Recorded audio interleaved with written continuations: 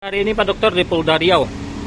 Ya, terima kasih. Jadi kami sebagai penggiat anti narkoba dari DPD Gerhana Provinsi Riau mendampingi Diki Saputra ya. Beliau ini dari Taluk Kuantan, korban dugaan tindak pidana pemerasan sebagaimana dimaksud dalam pasal 482 KUHP baru ya, Undang-Undang Nomor 1 Tahun 2023 ya.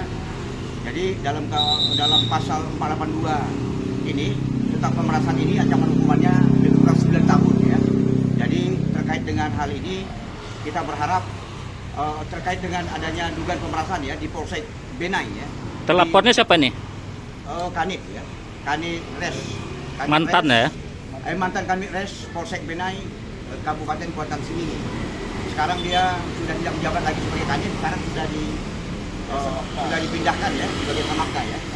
Dan dia ini juga sudah Kanit ini juga sudah di Patsus ya. Sudah di Patsus di Polres Kuansing, Kuantan Sengingi. Harapan kita nih dengan sudah diterimanya laporan polisi kita di Mapolda Riau. Jadi kita harapkan kepada Bapak Kapolda Riau beserta jajaran supaya bertindak secara arif bijaksana, secara profesional menindaklanjuti laporan ini secara berkeadilan ya, secara terbuka, transparan dan berkeadilan ya. Jangan ada intervensi dari pihak manapun yang terpengaruh. Kita harapkan keadilan itu dijadikan sebagai panglima ya. Tiada yang kebal hukum ya. Artinya si Diki Saputra ini dalam kapasitas selaku korban, beliau ini bukan hanya uangnya supaya kembali, tetapi menyangkut tentang harkat martabat dan nama baiknya, menyangkut tentang masalah bisnisnya, masalah usahanya, yang mana peronnya itu diancam sebelumnya itu akan ditutup, yang sampai sekarang peronnya pun tidak berjalan lagi, dan kepercayaan publik pun para investor, para kolega-kolega relasinya juga sudah terpengaruh ya. Artinya sudah kurang kepercayaannya kepada saudara Diki Saputra, seperti itu dia. Bung Diki, harapan kita nih seperti apa awal ceritanya dan sehingga sampai ke Polda Riau ini, dan harapan kita seperti apa gitu?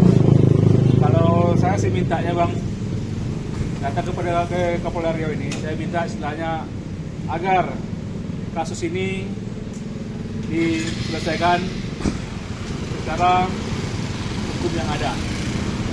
Jadi saya minta, dengan saya melapor ke sini bukan berarti saya karena uang, karena apa. Saya hanya tidak ingin terjadi kepada yang lain, sudah terjadi dikit-dikit selanjutnya lah gitu. Kalau bisa Bapak Kapolda mohon ditangani sesuai dengan hukum yang ada, Profesional ya. secara profesional dan secara transparan gitu. Ya, terbuka ya. Jadi hasil saya ke situ tidak sia-sia. Supaya ada efek jerah lah gitu ya. Biar ada efek jerahnya. Bukan hanya sekedar kode etik aja. Harapan kita nih terhadap Kapolda Riau, apalagi yang kita laporkan oknum polisi gitu. Ya, Bahkan udah di Patsus sekarang. Ya, harapan saya kepada Kapolda Riau sejauh ini ya, dengan kita tengok di media dengan citra polisi ya, kita sama tahu lah.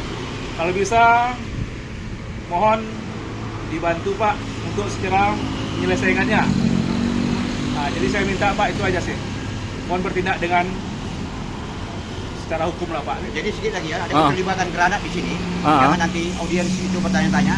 Ini kan sekarang terkait dengan adanya ditemukannya juga ada 4 orang ya pelaku penyalahgunaan narkoba, dan 1 pelaku pencurian buah sawit itu juga dia pengguna narkoba.